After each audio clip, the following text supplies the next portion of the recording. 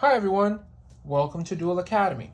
So I've decided to make this video to teach all those people who want to learn how to play Yu-Gi-Oh! And may want to get into the game, but thinks it can be confusing. And they think it's a little convoluted, a lot of rules, a lot of different things I need to learn. But to be honest with you, if we take it step by step, we can all learn to play this wonderful game. So today I want to teach you guys the basics on how to play Yu-Gi-Oh! So the company that created the card is known as Konami. Konami creates and prints all the cards and the movies and the games that they make. So you will be working with them a lot if you want to get into the game. To start off, I want to present you guys with the three very first cards that were released in the game.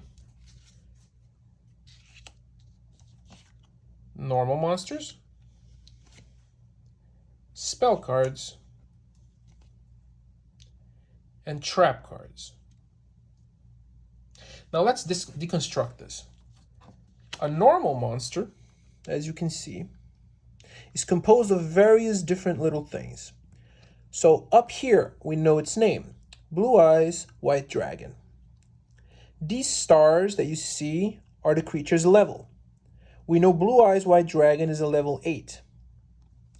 Up here, there's a little symbol. It represents the attribute of light. And down here, we see the name Dragon, which represents the card type. So how would we go about describing this card? We would say it's Blue Eyes White Dragon, a level 8 light attribute dragon monster. So that's how you would read all this information. We also know that its attack is 3,000, its defense is 2,500. Now, getting into spell and traps. How do we know it's a spell? A spell is a green card that say spell on them up here, and also their symbol up here say spell. This is how you know it's a spell. It's a greenish card. How do we know it's a trap? Well, a trap will say it's a trap, and also as well up here, but it's also reddish to purplish color, so it's pretty easy to tell these two apart. All right, guys. Now, there's a very basic mechanic we need to know. How to get our monsters on the field, right? This is known as summoning. These are the various ways you can use to summon your monster. There are so many, but for the sake of the video, we are going to stick with the very first one, which is tribute summoning. Well, before we get into tribute summoning, I will teach you how to normal summon in attack or defense position. So how do we normal summon? Normal summon is when we place our monster on the field face up, facing in a straight position, right? This is known as summoning in attack mode. It's ready to attack. Well, if you don't feel confident enough or you don't want to attack, what you can do is you can summon something in defense position, which is like this, right? But you cannot summon a monster directly into defense position. If you want to summon a monster in defense position, what you must do is you must set that monster face down. And then whenever later you can do what's called flip. You could flip your monster face up. But if you ever want anything in defense position, the old-fashioned way, you must set it first. You set that card, and that's how you get it to defense position. You want it in attack position, you must summon it normally, right? And as you can see, Blue Eyes is level 8, and we can't simply just normal summon Blue Eyes. It's too high of a level. So how does that work? Well, the game is composed of a level hierarchy. Anything from level 1, 2, 3, and 4 can be normal summoned to the field with no problem. Anything 5 or higher requires tributes. Level 5 or 6 require 1 tribute. Level 7 and 8 require 2 tributes, and so on. Here, we're going to start by using a level 4 monster known as Keeper of the Dragon's Magic. Let's take a look at our card. Keeper of the Dragon's Magic is a dragon, dark attribute, level 4 monster, right? So we would say he's a Keeper of the Dragon's Magic, a level 4 dark attribute dragon monster, right? That's how we read the card. But have you noticed the different color between Blue Eyes and this card? It's because Blue Eyes is known as a normal monster. Its effect is just random storytelling. It's just a little story. Now, an effect monster, when it hits the field, it actually does something.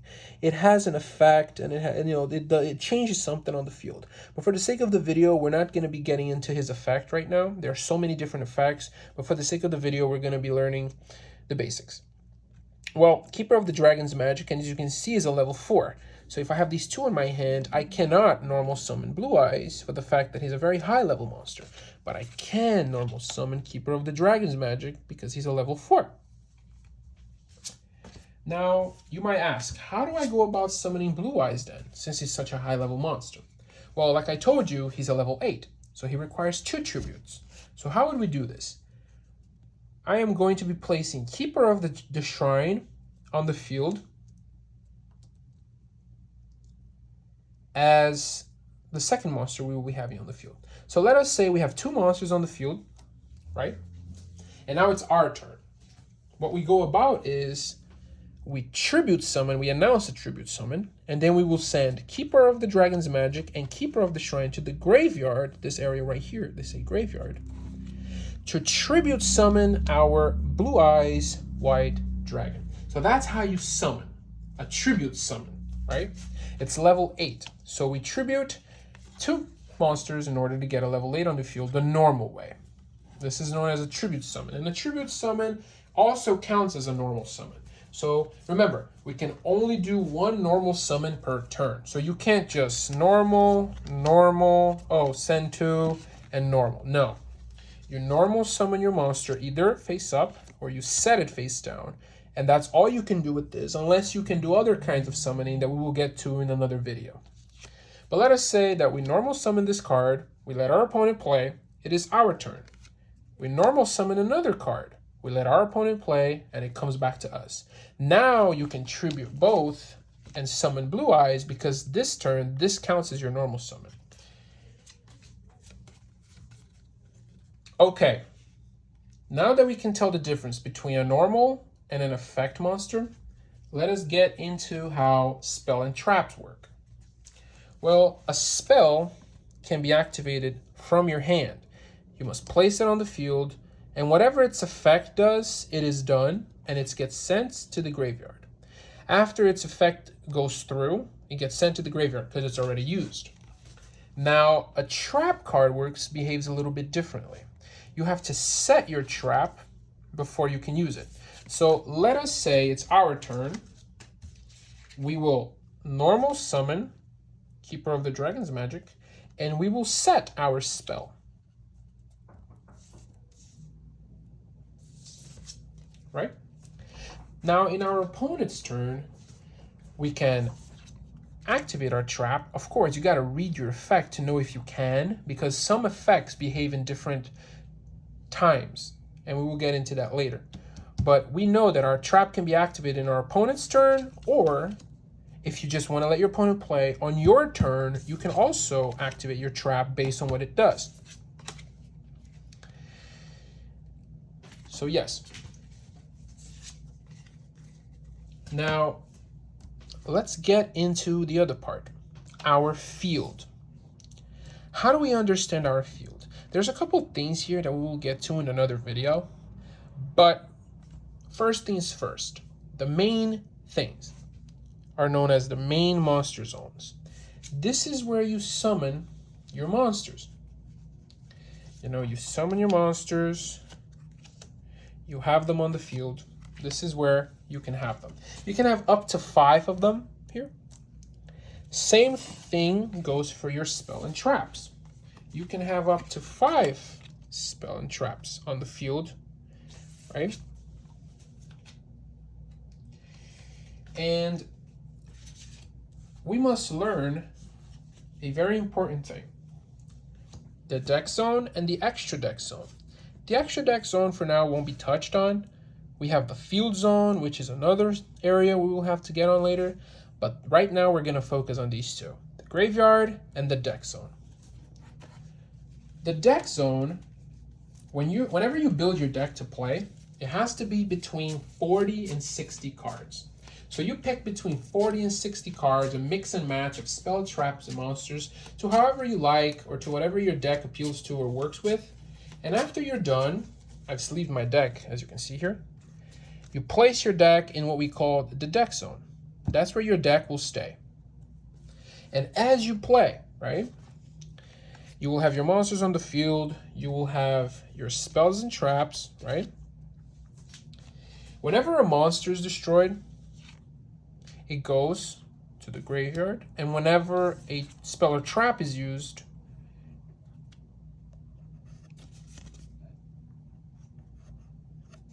it goes to the graveyard. Now, whenever things are sent to the graveyard, they will stay there until an effect or something brings them back or adds them to your deck. It's a whole different thing that we're going to get into. But we also have what's called a banish.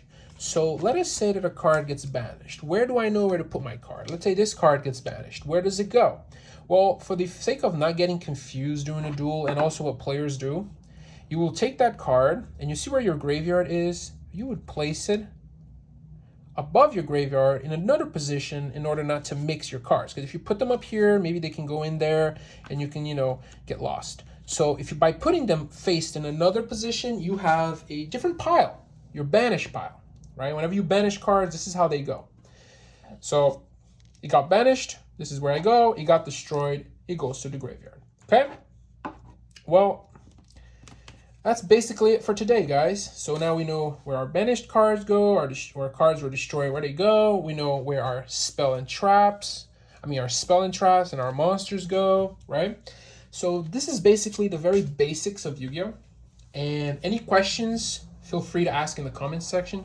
If you enjoyed this video and if you learned anything new, please feel free to subscribe, like, and comment. And we will be posting many other videos to explain the different mechanics and different things. So stick with us and slowly we will learn together.